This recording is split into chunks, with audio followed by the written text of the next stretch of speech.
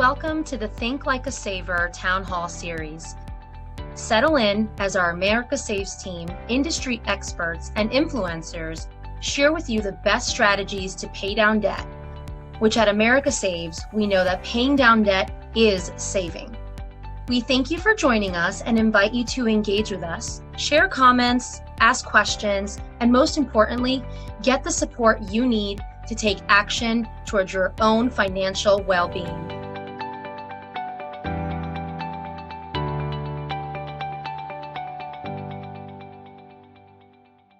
Thanks so much for joining us for How to Pay Down Debt. I'm Amelia O'Rourke-Owens, Director of Youth Financial Capability at America Saves. Before we dive in, I wanted to frame a few things for you today. First, we know why you're here. Since the coronavirus pandemic, we have heard from our savers. Some of you are struggling. Some of you are doing okay, but realize you need to get a better hold of your finances and be better prepared for the future. And some of you are even doing better than before the coronavirus. And because of that, it's time to make goals around your increased income. As an organization, it is our mission and commitment to meet people exactly where they are and provide a realistic, practical approach to savings. So that's what we're doing today. 3 things I need you to know. 1, you're going to get concrete tools that are going to help you and be easy to implement. 2, you're going to have the opportunity to be one of 5 winners to get $500 in cash to jumpstart your emergency savings or to pay down debt. To be eligible, you need to do 2 things within 24 hours of this town hall. First, you're going to need to share your top takeaway on the America Saves Facebook page live stream from today's event. You'll also want to be sure that you've taken the America Saves or Military Saves pledge within the last 12 months. Not sure? Go ahead and repledge and make a savings goal for yourself. The third thing I need you to know is that you'll have access to free financial coaching or counseling. It's important to us not just to provide you with information, but to set you up for great success. Thanks to our friends at AFCPE and Yellow Ribbon Network, you'll be able to have an accredited financial counselor or coach to help you get clarity around your finances so that you can feel empowered and confident about your financial well-being. As you participate with us today, we hope you walk away committed to setting a savings goal and making a financial plan for yourself and your family. The first step, taking the America Saves or Military Saves pledge.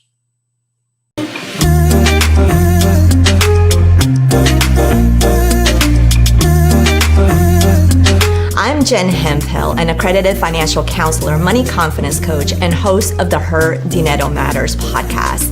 In my line of work, I talk to everyday people just like you who are looking for financial security and a better relationship with their money. I get it. I've been there. I've been in the trenches with paying down debt. Think about it. When you're paying down your debt, you are saving on interest. You are saving on late fees. You are saving on your credit score because you are improving it along the way. Another thing, when paying down your debt, you're able to reach that financial security that you've been longing for faster, and you can put that extra savings into whatever you want versus having to focus on your daily obligations or living paycheck to paycheck.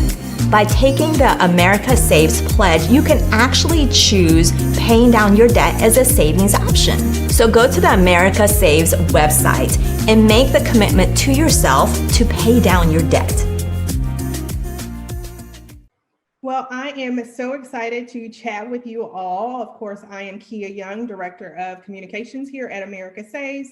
I'm joined by the amazing Robin Sachs Frankel, personal finance expert at Forbes Advisor. We're going to chat all about how to pay down debt and prioritize debt today. So let me introduce you to my friend Robin. She is the personal finance expert at Forbes Advisor and has covered credit cards and credit and debt content at national web publications, including NerdWallet, Bankrate, Her Money. She's been featured as a money expert by outlets, including CNBC, Business Insider, and so many others. So I'm excited to chat with you today, Robin. One of our core beliefs at America Saves is that paying down debt is saving. Now, as someone who's had to pay off debt, you don't automatically think of paying out anything to someone as saving. So let's hear it from an expert, from you, to help frame it for our savers. How is paying down debt saving, and what are your own personal aha moments that you've had while paying down debt? Sure. And thanks again for having me, Kia. It's a pleasure to be here. I think what a lot of people don't realize when it comes to debt is that all the money that you're paying towards interest payments, if you didn't have that debt to begin with, that could be money in your pocket or money towards something else. When you're taking out a loan, whether it's for a credit card to buy a big ticket item, an auto loan, a mortgage, what you're doing when you take out that loan and pay interest on it is you're paying for the privilege of paying something off over time. But paying interest on something over time ultimately makes it more expensive. If you buy something for $10,000 and you put it on a credit card with a 18% interest rate, in a year, that item, I know it's a big item, right? But in a year, that item is going to have cost you well over $10,000. So that's one way to think about debt versus savings. The more debt you have, the less you have to put towards savings. Very, very true. And, here at America Saves, we recognize that everyone is in a different place financially, especially our savers, and especially with everyone still experiencing the effects from COVID. So I want to ask you, how should you go about paying off debt? But before you answer, let's frame it in a way that's similar to the financial scenarios that we're hearing from our savers, which are 3 categories. And for those of you listening in the chat, feel free to share which of those categories you find yourself in if you are feeling comfortable. So those 3 categories. One is that they have lost income, had savings, and they're using that savings to meet their living expenses. So they're spending down that savings. That second category is they have the same income that they had pre-COVID, but they didn't have a savings built up. So now they kind of have like a wake-up call moment of like, okay, I need to be better prepared and get serious about my savings. And then there's our third category, and for whatever reason, they've had an increase in income due to either the stimulus or a boost from extra unemployment, or maybe they have a business that's doing better, or they've added an additional stream of income to their household. So Robin, let's start with group 1, that first category. They've lost income and had savings, but are currently spending it down. How do they go about paying down their debt right now? How should they think about that? Sure. Unfortunately, if you've lost your job and you're living off your savings, paying down debt shouldn't be your priority. Savings is a finite amount of money, and you don't know how much longer you're going to be out of work. You don't know how long that's going to go on. You don't know if there's going to be another stimulus check coming your way if you got one even the first time around. What I would recommend to someone who's purely living off savings right now is try to make your expenses as minimal as possible.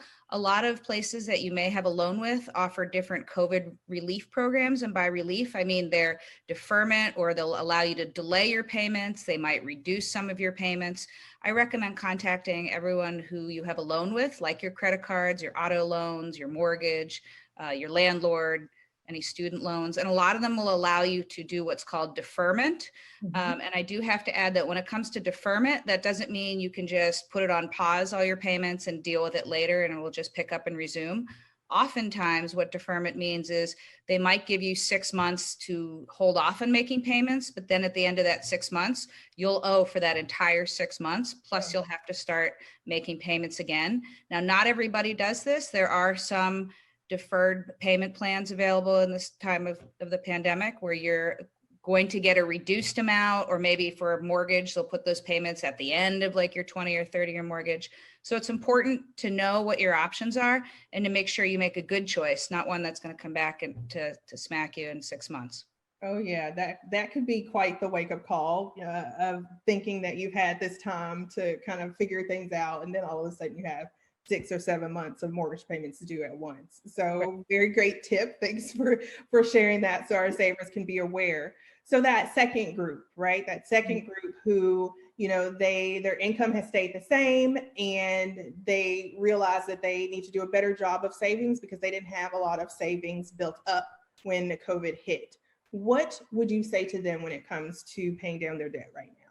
Sure, absolutely. If you're lucky enough to still have your job and your expenses remain pretty static, it's still probable that you aren't spending money the same way you were before. I mean, everybody's lifestyle and habits are different, but most of the things that people are doing for entertainment or spending their disposable income on, like maybe going to a concert or a sporting event or a movie or going out to eat or buying lots of clothes, a lot of people have really cut back on those things because there's simply nowhere to be wearing the new clothes and there aren't as many things to go out and do like there used to be. I recommend taking that money and putting that as your savings. Think about if you had a budget for clothing or you had a budget to go out and eat, consider that your savings bucket for now. And that's certainly a great way to build up a stash of savings without really changing much about your everyday life. I can say that I really do miss concerts and live music right now. I think of all the things that have changed. That is one that I miss a lot. Okay, let's talk about that third category, Robin. So they have had an increase or a boost in income since COVID. How should they approach, paying off their debt or paying down their debt right now with this new extra income that they have? Sure. And congratulations if you are able to find a way to either pull off a side hustle or if your business has improved. That's a wonderful thing, especially during these times. And if you were able to do so, assuming that you were able to already meet all your basic living expenses, it would be amazing if you could take that extra or supplementary income and apply it towards paying down your debt. Because as I mentioned earlier, carrying any kind of debt at all is just so incredibly expensive. There's just almost no benefit to it over the long term. So anything you can do to reduce your debt load is going to benefit you, both in the short term and the long term. Love that. So now that we know how to approach or how to think about our debt, we're thinking like savers, right? Mm-hmm. From that high level view, what about those nitty gritty details? Sorry, I can't talk. How do you decide what to pay off first or what's most important when it comes to prioritizing debt? Sure. Generally, what I would tell most people is look at what your most expensive debt is. And by that, I mean, what debt are you paying the most interest on? Because that's the debt that's costing you the most to carry. And that's the debt you want to pay off as soon as possible. That's generally the way to go.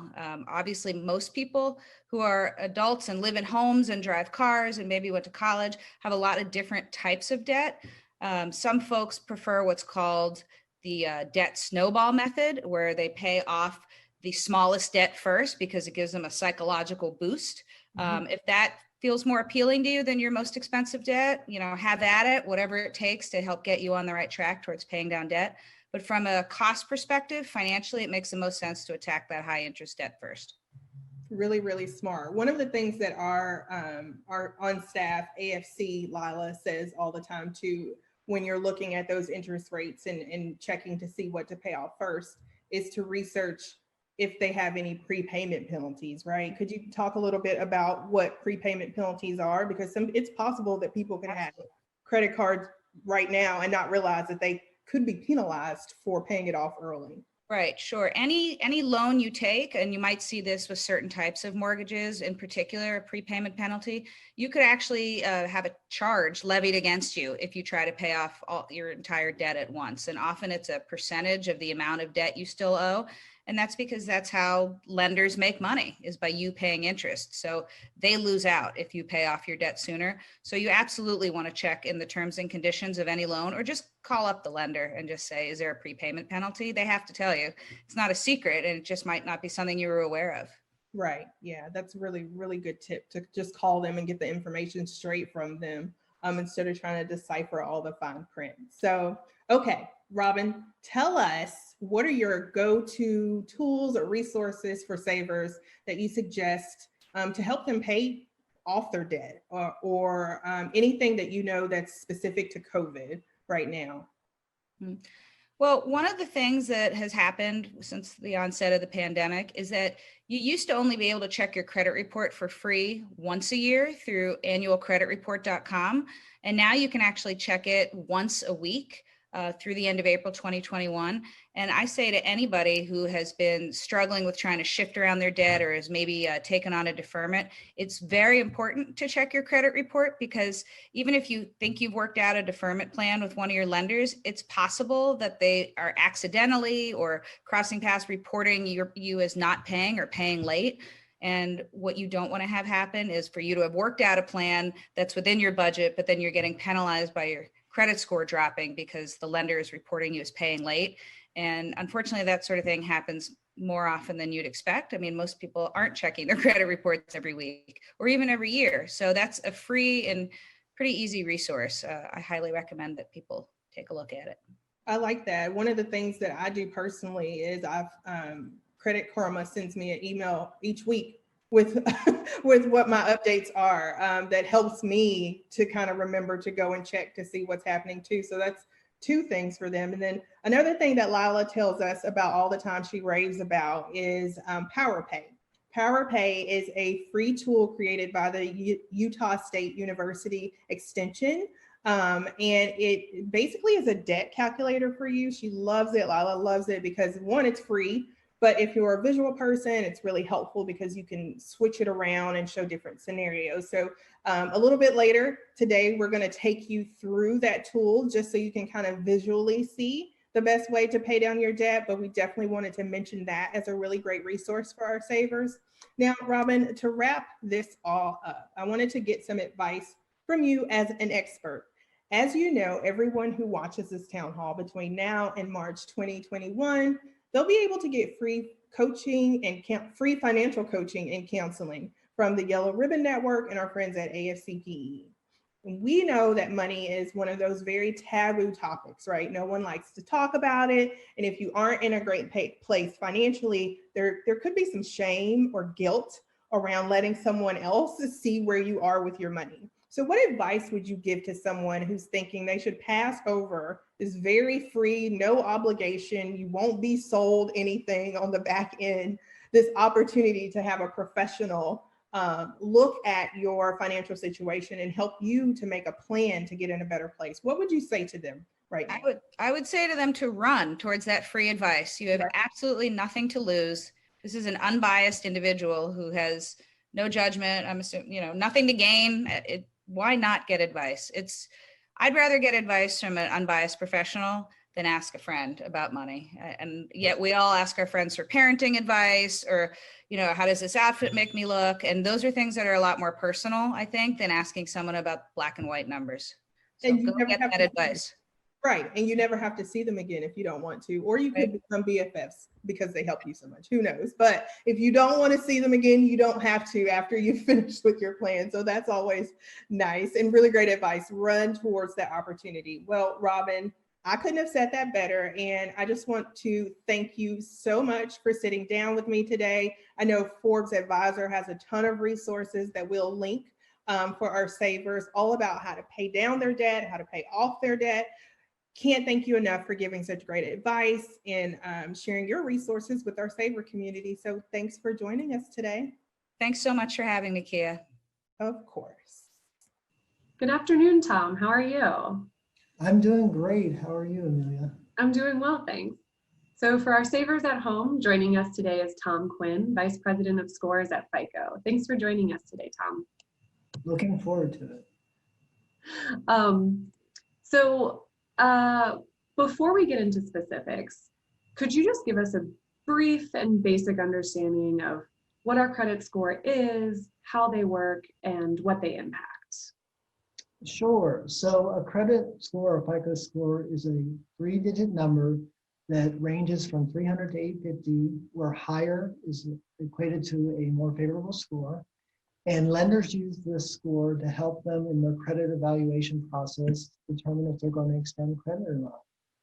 And the FICO score is based on information in the credit report. And the way it works is it's rather simple. It's asking several questions about your credit information and getting an answer and then assigning a point. And this would be very similar to if you got a call today from your brother or family friend saying, hey, can you lend me $100 today? So you're going to ask some questions in your mind before doing that. And the score is basically doing the same thing, but from a statistical perspective. And the score is based on 5 broad categories in the credit report. And the first category is called payment history. And payment history is obviously very important. It's looking at the history of how you paid your bills in the past. And so if it sees delinquency information or mispayment information, it's going to look at it in several different ways. It's going to look at it in terms of how severe it was. Was it a one-time late, or did you go to charge off, for example? It's going to look at the frequency. So was it a one-time mispayment that I'll get my bill, or is there a pattern there of multiple mispayments? And then it's going to look at the recency of it. Did it happen last month, or did it happen 5 years ago? So the more recent, the more severe, and the more frequent, the harder the hit's going to be on the score. The second broad category of information we look at is what we call outstanding debt. So these are the balances that you're carrying on your various types of credit in the credit file. And we look at it in terms of total number of balances. We look at it on balances on specific types of accounts. And most importantly, we look at it in terms of your available credit, how much is being used. So if you have a credit card with a $1,000 line and you have a $500 balance, that shows you're 50% utilized. And the greater your utilization percentage on your credit, the riskier the profile into those points. The last three categories are length of credit history. So here we are looking at how established your credit profiles are in terms of how long you've had credit from your age of lowest trade to kind of your average time on file across all your different credit obligations. And again, the longer your credit history, the more positive that translates into the score. And then pursuit of credit, here we're looking at, are you out there seeking a lot of new credit? So inquiries and opening of new accounts being reported. And the data shows that the more new pursuit of new credit, the riskier the patterns, and the points will accommodate for that. And then the last section is what we call credit mix, which is just looking at, what are the types of credit that you're using in your credit profile. So, 5 main categories, all important, but you can see that the payment history and the outstanding debt is really what's driving your score. It's about 65% of the score. So that's where I always encourage consumers to focus on, paying bills on time and keeping your debt levels low.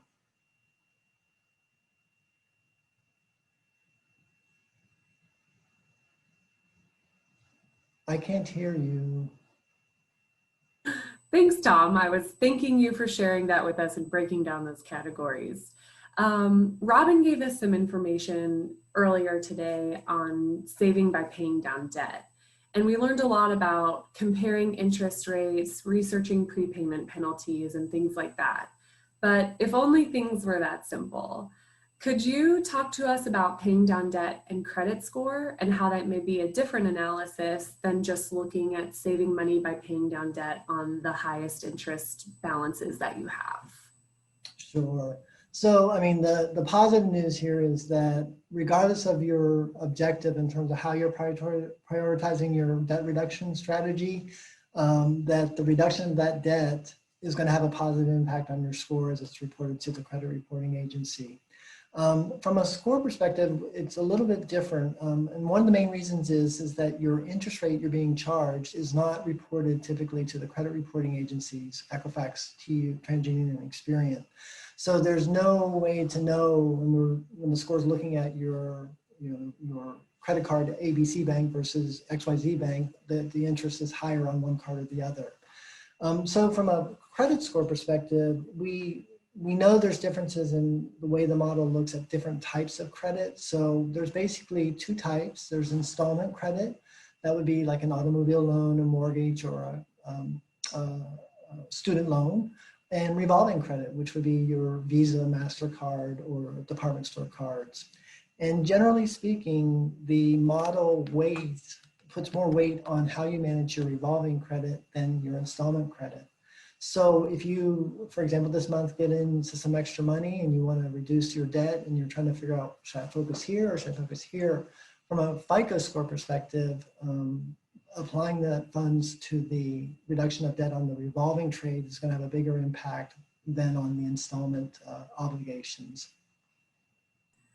So sometimes so it's always good to pay down debt is the takeaway for everybody here today. But sometimes we might want to save money right now by paying down the balance with the highest interest rates. But if our priority, it sounds like, is improving our credit score, then what I heard you say is that actually we might be incentivized to pay down a different loan first. Is that right? So yeah, with credit cards, the way to think about that is if you have multiple credit cards with multiple balances and different balances, and the APRs or the interest rates are different. From a credit score perspective, it's going to be more advantageous to take an approach where you pay down your lowest balance cards first, and they may have higher interest rates. So that's a little bit in confluence with the information Robin provided. But the way the score is looking at it, it would then allow the user to get incremental points for having less credit cards with balances and less credit cards with high utilization ratios. So from a score perspective, focusing in on those low balance cards first, get them down to 0, and then focus on the higher balance cards to reduce your revolving debt, and get that to low values will have a really super high impact result on your FICO scores. So when we are acknowledging that folks save money by paying down debt, how exactly does improving my credit score save me money? Right, so having a higher score is really important in our economic world. And the US is a very credit hungry population. We use a lot of credit for payment of goods and services, and it has impactful impacts on your ability to save money. So having a higher score can result in, for example, having less down payments to make, a lower down payment or a lower deposit. It can be the elimination of fees, for example, on a credit obligation. It can result in having higher lines assigned to you when you're applying for credit. And it also has effects on the interest rate. So there's a lot of tangible areas where having that higher FICO score actually saves you money. And here we have a loan calculator where we will look at the potential benefits of a higher FICO score for a automobile loan. Let's say you're going out to get a $20,000 automobile and you're looking for a 4-year term on that loan. And let's say that your current score is around 650. So 650 is not a horrible score, but it's not a great score. And let's say that you, so at the 650 range, you can see that the interest rate that you're paying would be around 10.5%, and your monthly payment would be around $512. And over the life of the loan, you're paying about $4,500 in interest fees. So then let's say that you were able to get your score from 650 up to 690, so that would be at the second tier. Now you can see that with that higher FICO score, the lender is providing a lower interest rate, so it gets cut in half basically because you're lower risk. And therefore you see that your monthly payment drops by about $50 and your savings over the life of that loan, or your interest paid over the life of the loan, is lower, and it saves you about $2,300 in interest payments compared to if your score was 650. So this is a real life example of how having a higher FICO score by about 40 or 50 points could actually result in significant savings that you could use that money elsewhere versus paying it to the bank. So if I want to save by paying down my debt to improve my credit score, so that's my priority, what should I be prioritizing there? And I know you hit on what makes up the credit score, but walk me through how exactly I could go about saving money by improving my credit score and what I should be prioritizing with that. Sure. So the number one factor is pay all your bills on time, regardless if they're installment, mortgage, credit card, line of credit, whatever. Make that payment on time, because as I indicated before, a missed payment can have a huge impact on your score. So that's the number one thing in terms of sound strategy for improving your score. Then I would say if you have installment loans, just make the payment that's required. It's usually a fixed payment, every month. So just pay that $300 or $400, whatever it is each month. You don't need to pay any extra.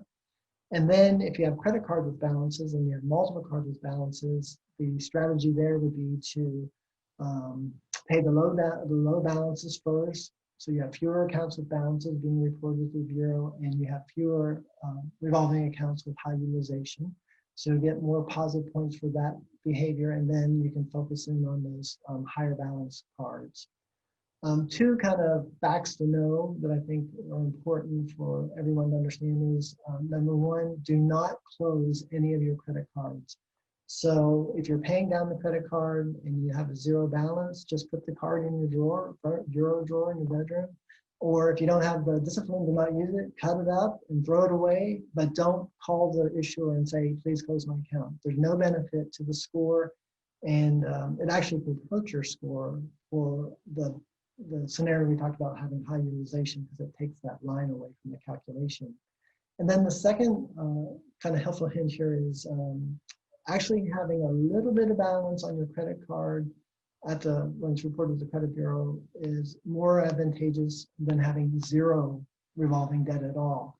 And the reason for that is the data shows us that someone that has activity on a revolving trade and has, but it's low balance and low utilization, is actually less risky than someone that has no credit balances at all on the credit card. So to clarify there, again, you want that small balance to be reported to the bureau. Don't revolve on your credit with the lender, because they'll start charging you interest on that. So it's only pertaining to how it's reported to the bureau. Great. And then I do sometimes see ads for companies that claim that they help me reduce my debt. They'll do credit repair services. They always say that they're going to improve my score quickly. Are these legit? And should I consider using one of these? Well, one thing that I was fortunate to be taught when I was growing up with my parents was, if it looks too good to be true, it usually is. So you don't want to get burned. So if you do see those banner ads pop up when you log in or on TV channels, just be really cautious. And I would say that make sure you do your investigation in terms of understanding what they're about and where they're coming from. But if they make claims that are really outlandishly, like we'll improve your score 100 points, etc. in one day, I would avoid that. And the other thing too is, if they have any fees that are required up front, that's usually a sign of concern as well, because the legitimate nonprofits that play in this space typically do not charge a fee to help a consumer with debt management strategies. So again, the caution there is, there's legitimate companies out there that can help you, but you really need to do the research and make sure that you're comfortable with a nonprofit that can help you in this space. And to clarify, America Saves has done that research today, so we've teamed up with some great nonprofits to connect our savers to free financial counseling and coaching from accredited professionals. So those have been appropriately vetted, and they are charging no fees upfront or anywhere in the line. So just wanted to clarify that for our savers at home. Well, Tom, this has been really helpful. I feel like I understand a lot better what builds my credit score, what influences my credit score, and also that sometimes I may be doing a different analysis depending on how I want to save money by paying down debt. So I really appreciate you for joining us today, and to our savers at home, give a virtual round of applause for Tom Quinn, Vice President of Scores at FICO, and we'll turn it over to Akeiva Thomas. So hello, I am Kia Young, Director of Communications at America Saves, joined by Phil Goldfeder, Senior Vice President of Public Affairs at Cross River, who happens to be the sponsor for our Think Like a Saver sweepstakes, where savers can enter to win $500 cash to put toward their emergency savings or paying off their debt. Thanks so much for joining me today, Phil. Thank you so much for having me, Kia. More importantly, thank you for all the tremendous work that America Saves does. I appreciate that. We try very hard over here. So we're here talking about how to pay down your debt today and how paying down debt is saving. So I want you to kind of put yourself in the shoes of one of the winners of the sweepstakes. So they've just been contacted by America Saves and told that they've won $500 cash. What are 3 really useful tips that they should keep in mind once they receive their prize money? So, first and foremost, make a plan. And I think it's so important, right? When you you get sort of a windfall of money, or you win some sort of contest, or whatever happens in your lifetime, and all of a sudden you find yourself having money. Oftentimes, I think human nature is reactionary. It's like, "Ooh, what can I buy? What can I do? What?" And so I think it's important to sort of take a moment, sort of think about what's about to come and how that can impact your life. Number two is think about saving. Again, I think human nature is, what can I buy? What can I spend? Think about savings. Think about, how I can make this money last, not just for a few days or a few weeks, but really help me secure my future. And then third, Kia, as you mentioned earlier, sometimes paying down debt is just as important as savings. Too often times we think about debt that is something that is something we can't overcome. And when you have money like this and you take that moment to think about how you're going to use it, potentially paying down debt might be the best idea for you. And so, again, we're happy to participate, provide, Cross River is happy to provide the opportunity for people to have to make these kinds of decisions. These are the kinds of decisions you want to make is how do you plan for receiving $500? But I think it's so important that people take the time to do the right thing, not just for today, but for the future. I love that. Such great suggestions, Phil. We can't thank Cross River enough for your support and investment into our savers and helping them to think like a saver. So thanks for sharing those 3 tips with us. And thanks again for all of your help. And we can't wait to chat with you soon. It's a pleasure. Thanks so much, Kia. Thanks. Good afternoon, Moira. How are you? Good afternoon. Thanks for having me here today. Thanks for joining us. For our Savers at Home, this is Moira Vahey. She's with the Student Borrower Protection Center. She's the Director of Communications. Moira, we're so glad to have you talking to us about student loans today. Thank you. And tell us about your organization. Sure. So the Student Borrower Protection Center, we're a national nonprofit focused on helping end the student debt crisis. We advocate for increased borrower rights and protections at the state and federal level. And we work with groups from all across the country of all sizes to raise visibility about the issues borrowers are facing and help address them. Great. Well, Tom and Robin walked us through some of the different analyses for paying down debt, whether it's the highest interest loan to save money on fees, or paying off the smallest overdue debt first to improve your credit score. Now we have a new analysis. What factors do savers need to consider when looking at their student loan debt? Sure. First, I would just say that right now we are hearing from borrowers it is a challenging time, right? It's not normal times. Even before the pandemic, there was a student debt crisis.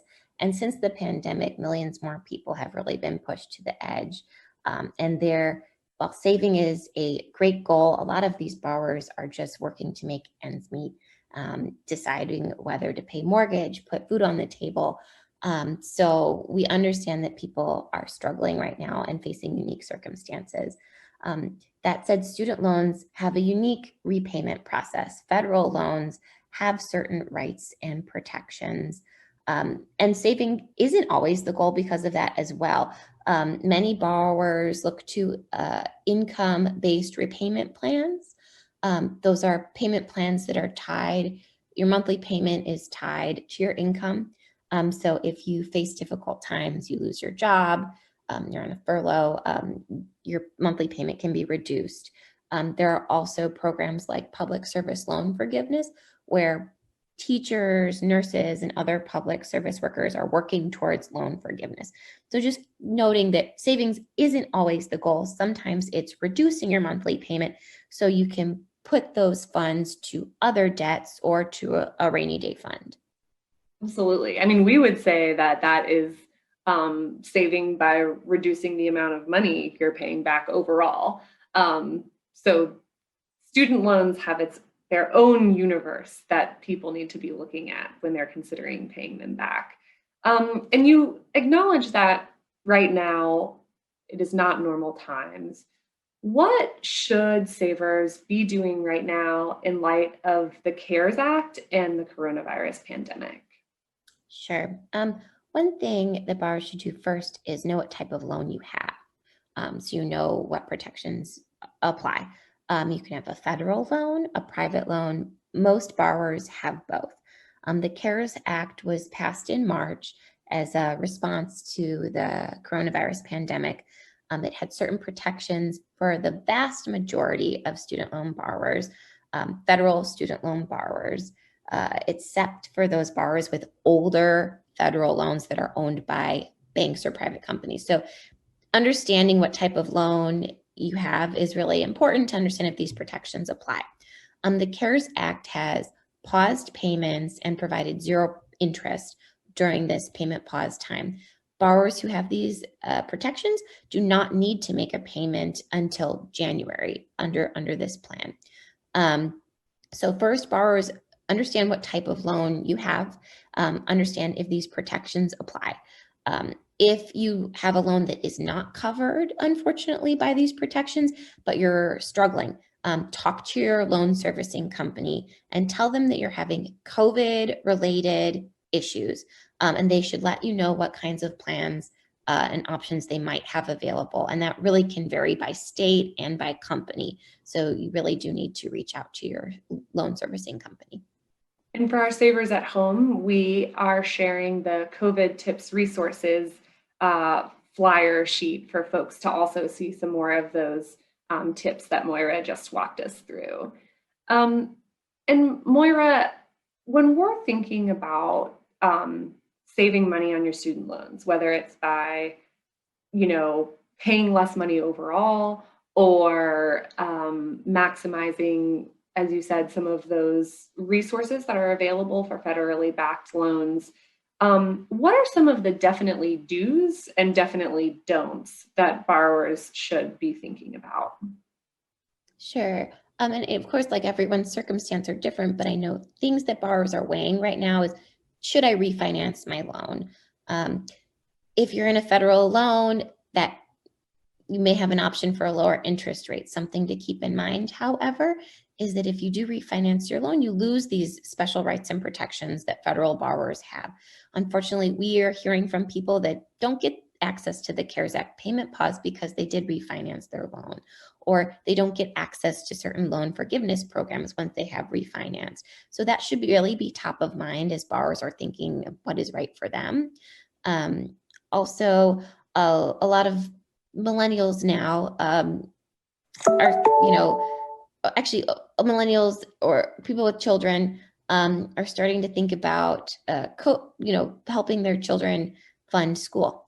Our rule of thumb is generally to max out federal student loan options. So if parents are considering this, or if students are considering this, think about your loan options.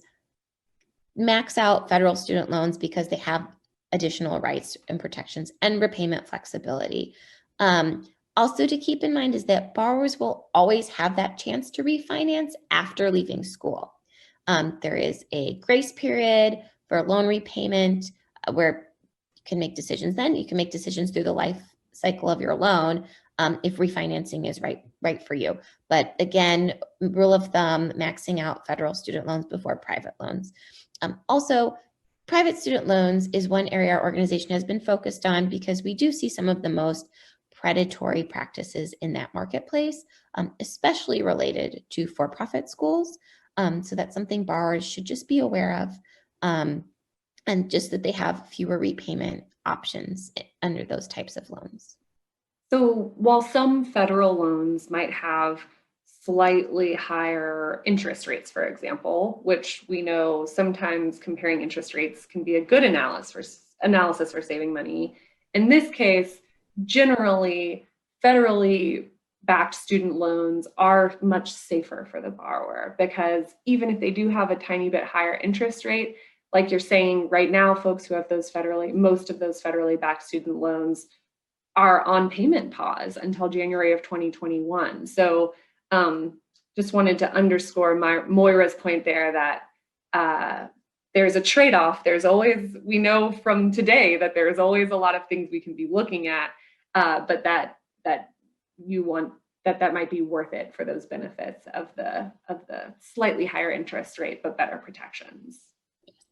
Moira, what there's a lot of different considerations with these student loans that you've walked us through today. Do you have any suggested resources for student loan borrowers or parents or grandparents of people who are about to begin their secondary education? Sure thing.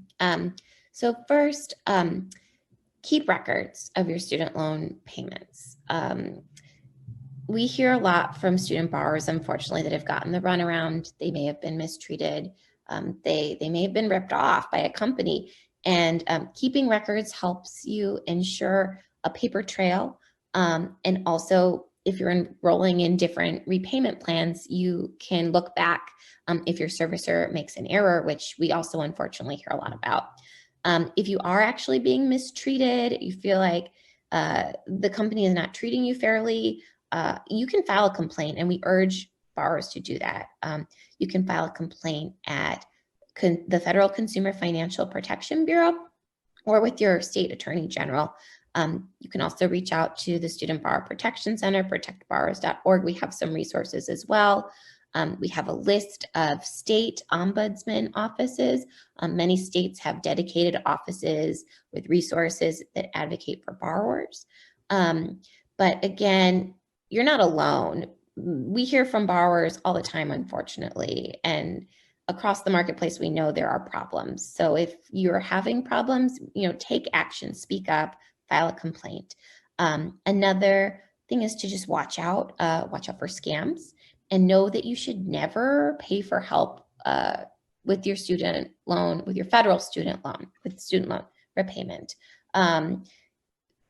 Loan repayment and enrollment in these programs is free at the federal level. And anyone that asks you to pay money to enroll is misleading you, and you absolutely should not do that.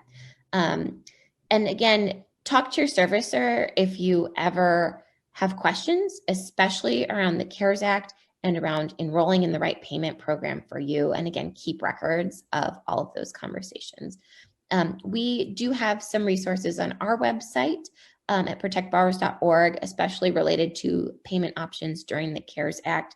There is some uncertainty around that program. There continue to be updates. Make sure that your servicer has your latest contact information. You're able to log on to the portal. Keep updated at studentaid.gov as well.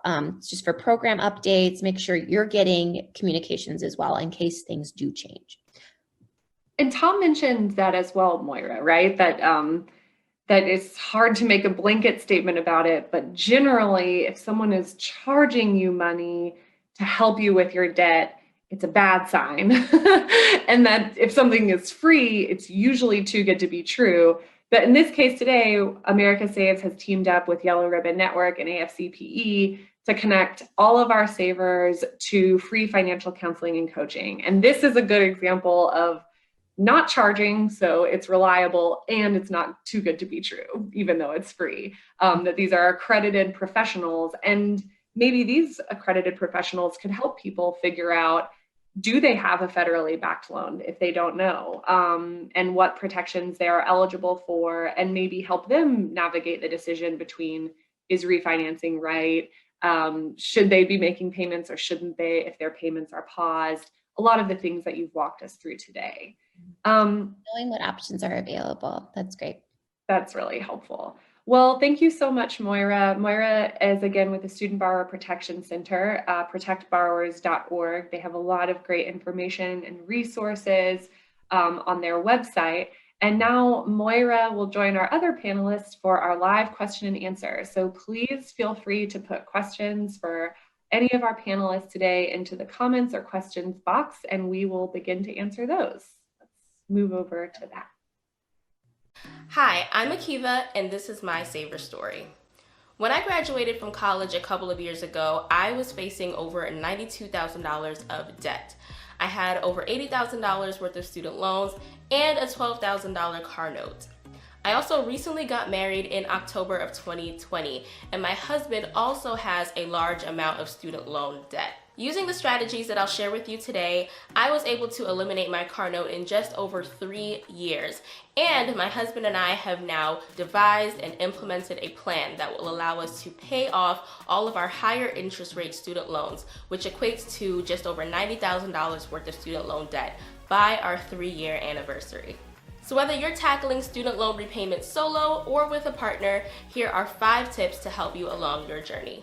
Tip number 1 is to know what you owe. Really wrap your head around what exactly the situation is with your debt. So make a list of all of your debt, your servicer, who you owe the debt to, your current loan balance, and the interest rates on that particular debt. A good way to double check this list, just to make sure that you haven't forgot about any outstanding debts out there, is to actually check your credit report. You can get your credit report for free at annualcreditreport.com. And you can get one from each of the 3 credit bureaus, Experian, TransUnion, and Equifax, and make sure that you haven't left anything out. Step number 2 is to take a deep breath. Inhale and exhale. Debt can be very stressful, even paralyzing for some people. So before you jump into making payments, understand that your debt doesn't define you and that you will get through this. Now it's time to plan. Tip number 3 is to review your repayment options. Try to lower your required payments on your debt as much as possible so that you could use any funds and resources, extra resources that you have to shovel toward the debt that you want to pay off first. In our case, we are using the debt avalanche method to repay our debt, which means that we are paying off our debts in order of highest interest rate to lowest interest rate. Step number 4 is to increase your income. One really big factor that played into my being able to pay off my car note early was the fact that I got a raise at work, and I basically used all of that money to shovel toward that debt. So whether it's trying to get more money through a day job or picking up a side hustle, increasing your income goes a long way to paying off your debt even faster. There are lots of resources out there about side hustles that you can pick up to get a few extra dollars. And my 5th and final tip is to budget. Budgeting is key because it really shows you how much money you even have to put toward your debt repayment goals in the first place. And once you know how much money you have every month to put toward debt repayment, you can determine how long it will take you to pay off your debt at that rate and give you a more concrete goal to work towards. So it doesn't just feel like you're throwing money at something every month and hoping it disappears. You know exactly when it's going to be paid off. So those 5 tips again are: 1, knowing what you owe; 2, taking a deep breath and getting your mindset right; 3, reviewing your repayment plan options; number 4, increasing your income; and 5, budgeting. To keep up with our debt repayment and overall financial journey, check out our YouTube channel at The Bemused. Thanks for listening. Thanks so much for joining us for our town hall. We are actually running a little short on time. So rather than having our live Q&A, our panelists, Robin Sachs-Frankel from Forbes Advisor, Tom Quinn from FICO, Akeiva Thomas from the Bemused TV, and Moira Vahey from the Student Borrower Protection Center are actually on standby to help us reply to your questions on social media. So feel free to chime in, post any of your questions that you have that you need support with. And our team, along with our panelists, are on standby to answer your questions, provide any needed resources so that you feel very confident about your path forward after hearing all of the great information that you heard today. And today's town hall was filled with so much great information, which is why we're running a little short on time, because there was so much to tell you. But on behalf of the team here at America Saves, we hope that you feel empowered to make a plan to reduce your consumer debt and also your student loan debt while increasing or maintaining your credit score. Not only that, we hope that you really begin to celebrate how when you pay down your debt, you are actually saving. That is something that we truly believe here. You save so much when you're paying down your debt. So don't forget to celebrate, okay? I wanted to share a few reminders with you before we go. 1, don't forget, put your questions in the comment comment section. We are looking on Facebook and Twitter and any other social media platform. Our team is on standby, our panelists on standby to make sure that you get the support that you need. Don't forget also to enter the Think Like a Saver sweepstakes made possible by the generous donation of Cross River. We all know that in order to enter the sweepstakes, all you have to do is share your top takeaway on the America Saves Facebook page on the live stream of this town hall within the next 24 hours, and to make sure that you've taken either the America Saves pledge or Military Saves pledge within the last 12 months. Now, remember, if you don't know if you've taken the pledge, just go take it, okay? There's nothing preventing you from taking the pledge more than once if you're not sure. The second thing to remind you is to take advantage of the free financial coaching and counseling that's being offered to you from our friends over at the Yellow Ribbon Network and AFCPE. I just want to pause for a moment really quickly just to share with you what a major opportunity this is, especially if you have debt and you're not sure how to navigate paying it down. You know, that's a lot of people's savings goals. It's one of the top goals that we have continually for the savers who take our pledge. So really take advantage. Think about this. If you think about any entertainer, if you think about any athlete that you really respect their talent, they didn't get there by themselves. They had a coach, they had someone teaching them, they had an advisor. Same thing with your money. Most of us weren't born knowing how to, do money or navigate our own financials. And so we actually have the opportunity to have our own free coach, free counselors, people that have been certified to do this. So don't let this opportunity pass you by, okay? To get real help from a professional. Next and final town hall is going to be November 19th. We're going to be talking all about education, home ownership, and mortgages, and retirement. And so that is our Think Like a Saver, saving for major life milestones. We will drop the link in the chat so that you can register for that. We're going to have some really great panelists, a really longer Q&A session on that one. So you'll be able to get all of your questions answered for sure there. And I'm excited to be able to support you with those three major life milestones. Also, if you're watching, if you're saving for one of those three things, drop it in the chat. If you're saving for education, if you're saving to buy a home soon, or if you're saving for your own retirement, we'd like to know. Make sure you're registered. And lastly, thank you. Thank you to you as savers, as our community for watching, but also thank you to our sponsors for our town hall today, specifically AFCPE, Daily Pay, Cross River, and the Annie Casey Foundation. Okay, we will see you right here, same time, same place, November 19th for Saving for Major Life Milestones. I'll see you then.